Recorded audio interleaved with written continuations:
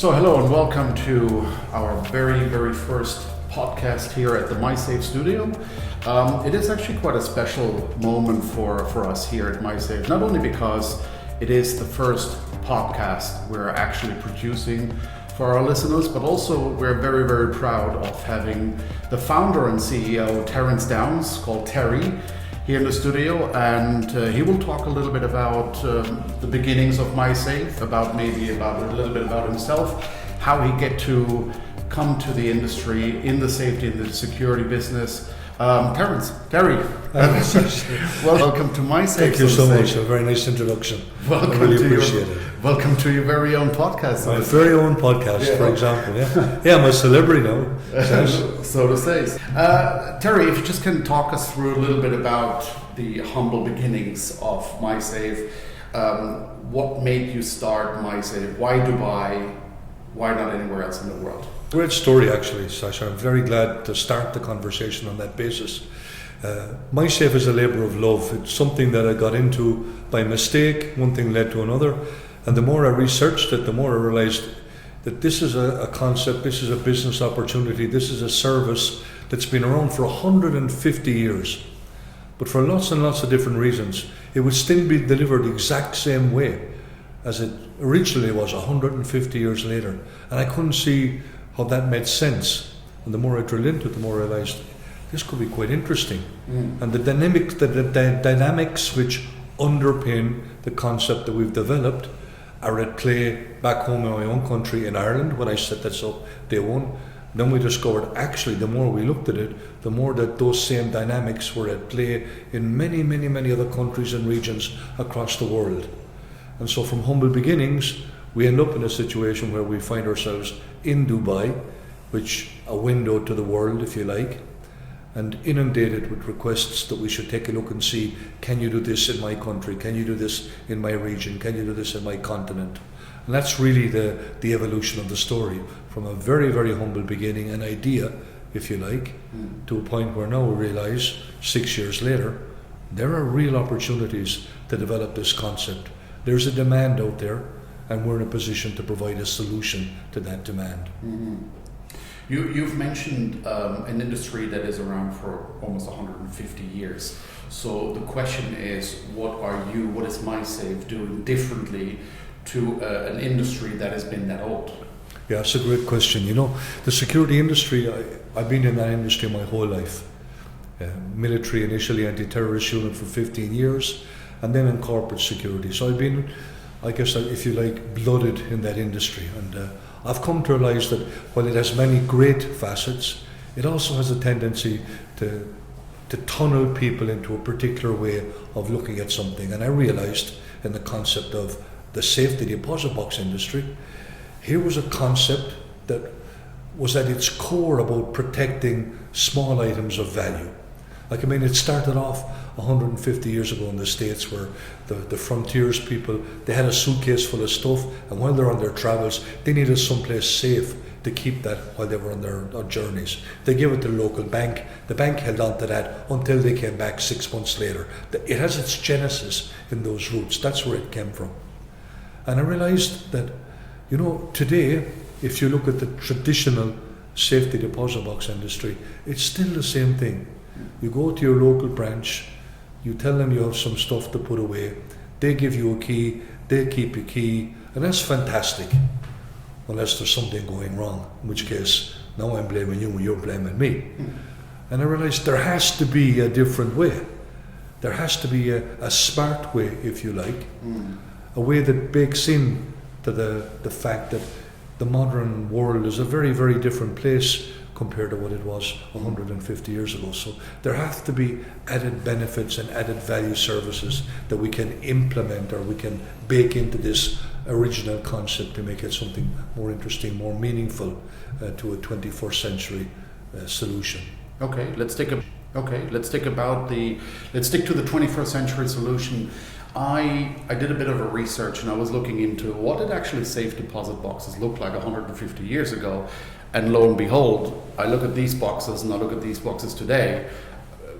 There's not much of a difference. I mean, yeah, of course, the facilities are a little bit more modern, but the core principle of a safety deposit box hasn't really changed, has it? Yeah, you're absolutely correct.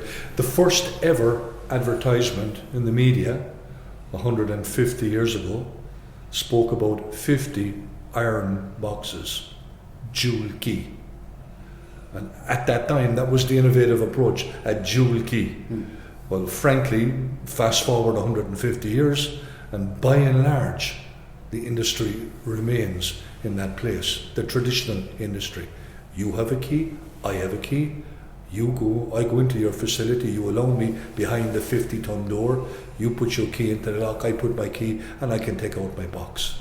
So that's the way the industry remains 150 years further down the line. Of course, MySafe could not be any different.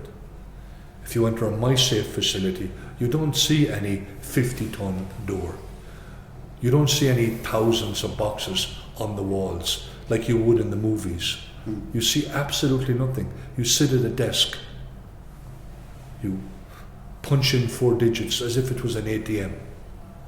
You place your finger on the biometric reader, and we measure the flow of blood through your finger, a vein pattern recognition.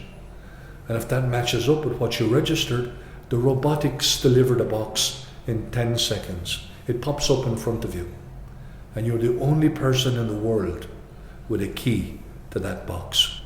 So when I hear 4-digit PIN, when I hear a card, when I hear biometrics, I would say, is it fair to say that MySafe has actually modernized a 150-year-old business?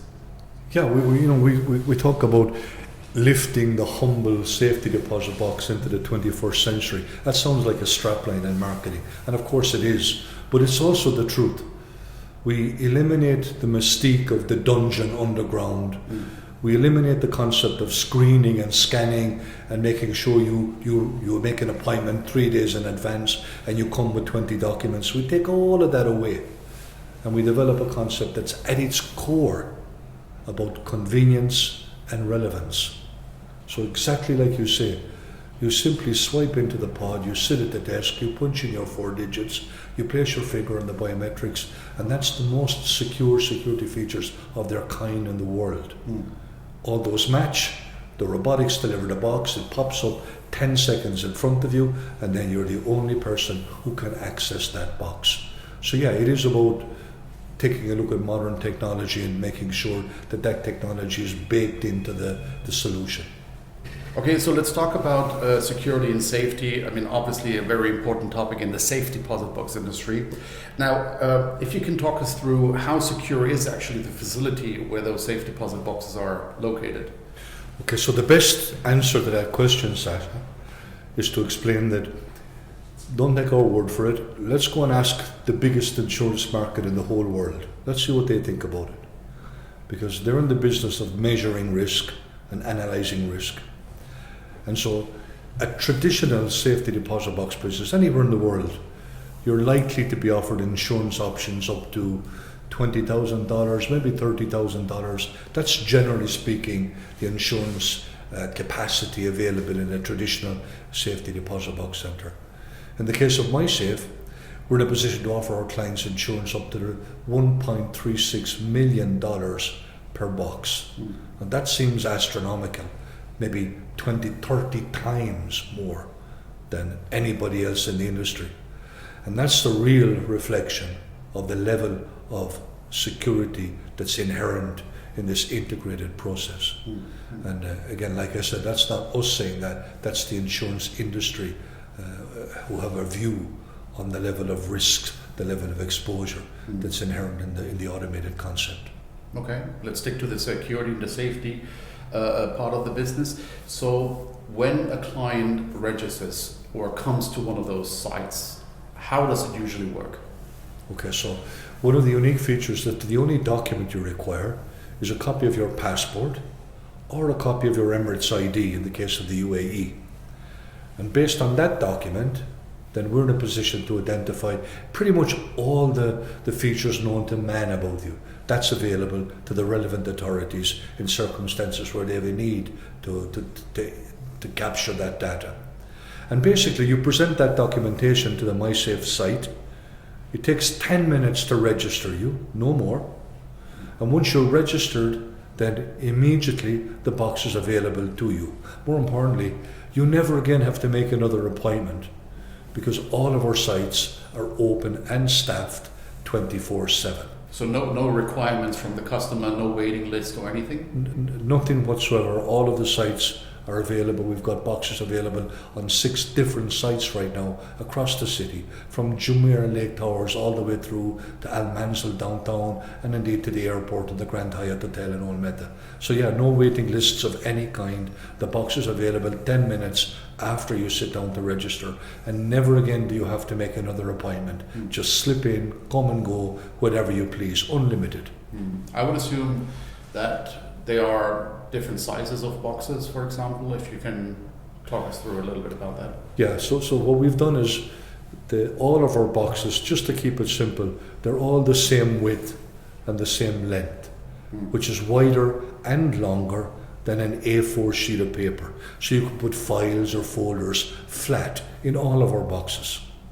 To be specific, that's 250 millimeters wide and 450 millimeters long. So all the boxes, same width, same length. And what varies is the height. So we have a very shallow box, which is available in one of the sites in GLT, and that's 45 millimeters in depth, in height. Let me use the same terminology. So that's ideal if you want to put some very small items, if you want to put a watch perhaps without a box, or some jewellery without a box, or maybe some passports or a small number of documents. That's what that box size is there for.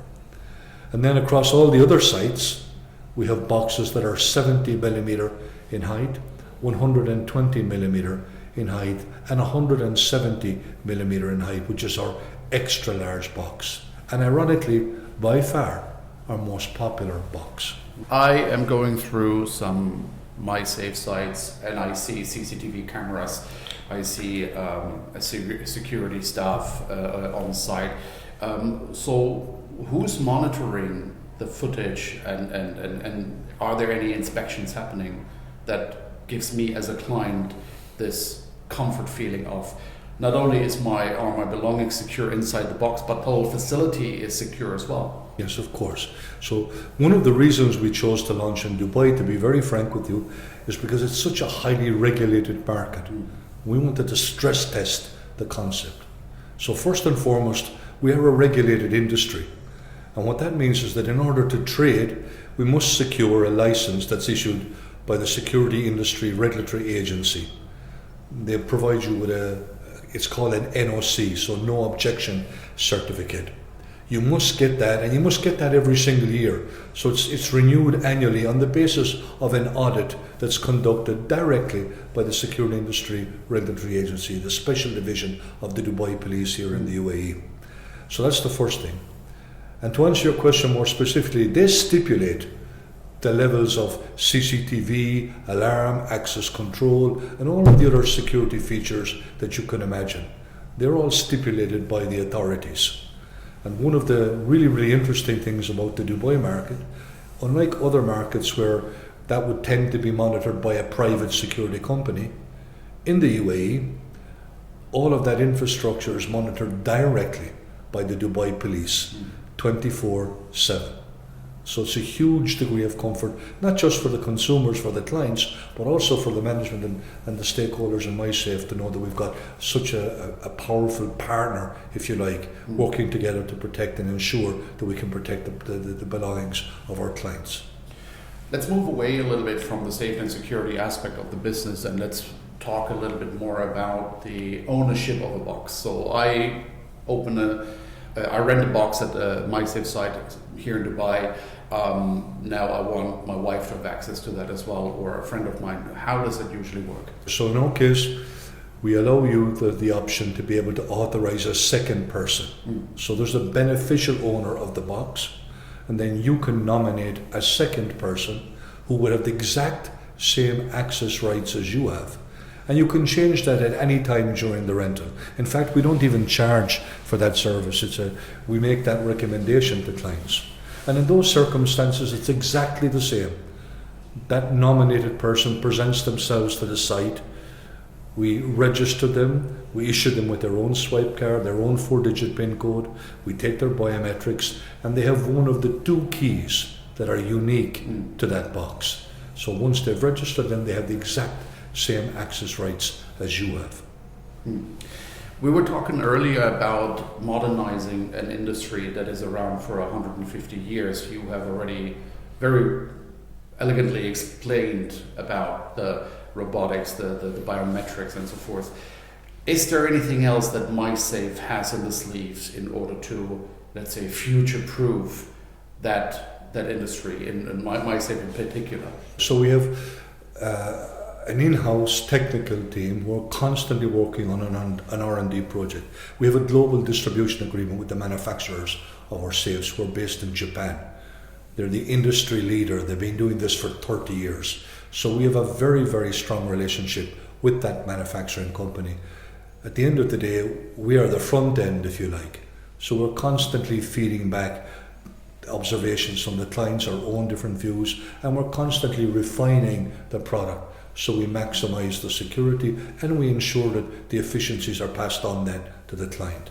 So when I talk about post-COVID, I'm talking about a non-contactless environment. I'm talking about eventually the elimination of keys, the use of QR codes. I'm talking about all of those things combined to make it an even more seamless, streamlined, lacking in invasiveness completely. That's the kind of portfolio track record or we're traveling. Yeah. Okay, so let's assume I am about to visit Dubai. I'm going to Dubai.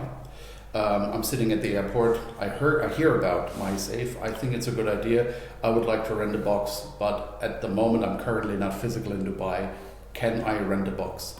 Okay, so to complete the registration, there has to be a point in time where you're sitting in front of that box to access it, of course. But what we have done is we have developed the technology such that we can remotely register you to that box, such that you can do that from anywhere in the world. You can sit in the comfort of your living room, you go online and you'll be in a position to register yourself for a particular box. And then when you arrive in Dubai, you go to the site and the box is available to you then immediately. So yes, we have built that into the actual concept going forward. The typical duration rental tenure of a box, can I rent a box for a week, a month? How does this work usually? Okay, so right now, 82% of all our clients rent for a minimum of 1 year. And that's a reflection of the fact that generally speaking, safety deposit boxes are kind of difficult to come by. Many of the banks, for example, across the world have huge waiting lists. In some cases up to 6-7 years waiting to get a box. So when they're available, readily available, people tend to get hold of that opportunity and hang on to it, secure it by renting it for a number of years. But 82% all rent for at least 1 year. We also rent for 6 months and we rent for 3 months. Right now, 3 months is our minimum rental. And that reflects the demand from the client rather than us imposing any kind of restriction. People who are serious about requiring a safety deposit box, they tend to need it for at least 3 months. In many cases, once you're using that service, it's a bit like anything else. You don't want to be without it. So people tend to extend. You can renew online, you can renew on site, and that's exactly how that business unfolds then. Is there anything in the pipeline where MySafe probably expands into other countries, territories, other cities in the UAE perhaps? Yes, Sascha, we never came here to open a shop, to be honest. It took 6 long months to understand the regulatory framework, to make sure we got it right, and we took our time. We wanted to be absolutely certain that we were the market leader when we launched. But it was always the intention to come to Dubai, and Dubai was the window, if you like, to the world. I had a conversation this morning with somebody and I was explaining that we have a great opportunity when we present this service to the market, because we're not presenting it to people from Dubai by default. Our client base is 56 different nationalities right now. So we get a great sense of the demand and the expectation of clients from literally countries all across the world. And that was always part of the strategy in coming to Dubai, to expose it to those markets. And the dynamics which underpin the benefits of that safety deposit box service here in Dubai are identical in many other different countries and regions across the world. So yeah, MySafe came with the intention of a major expansion. We currently have 11 sites, both here and in East Africa. We have a strategic plan to roll out the next phase, which is 27 sites over the next 30 months. And to do that, we've already incorporated in Israel, we've incorporated in Turkey, and we've incorporated in the United States. That's not a reflection of the demand, that's the next phase, if you like. Is MySafe open for external investors to be part of that expansion program that you are obviously just explained to us? Yeah, of course, it's a capex intensive business, to be frank. The technology is not cheap and cheerful. We want to make sure we literally identify the best in class. That's exactly what we've done, and we're never going to deviate from that. So the capex cost associated with launching a new site is significant. And the strategy going forward for MySafe will be based on, of course, there'll be sites we're able to develop and want to develop that we own 100%. We also want to work in partnership where it's appropriate, where people have particular skill sets or local knowledge that they bring to the table, perhaps knowledge that we may never be able to accumulate ourselves. So there's a partnership approach, and there's even an option for franchise in different markets. So our growth path, if you like, will be a combination of all of that. Owned sites, sites where we partner, and a franchise concept in different markets. And we're currently in the market and discussing investment opportunities in different parts of the world right now with different parties. So if someone is interested, they can reach out to you. What email address? Please, it's Terry, Terry, at mysafe.ae. Okay. And we have a very open approach. We're very happy to share it. It's not a big secret. The business is pretty straightforward if you look at it. There are not too many moving parts. You get a good sense of what's involved, and we're very happy to share that information in the appropriate circumstances. Okay, great. I think that's it. Thank you very much for coming over. Terry, really appreciate you taking your time to explain not only the business, but also a little bit about yourself. And I would say that concludes our very first podcast here at the MySafe studio and the Al Mansell Souk. There's more to come. Stay tuned.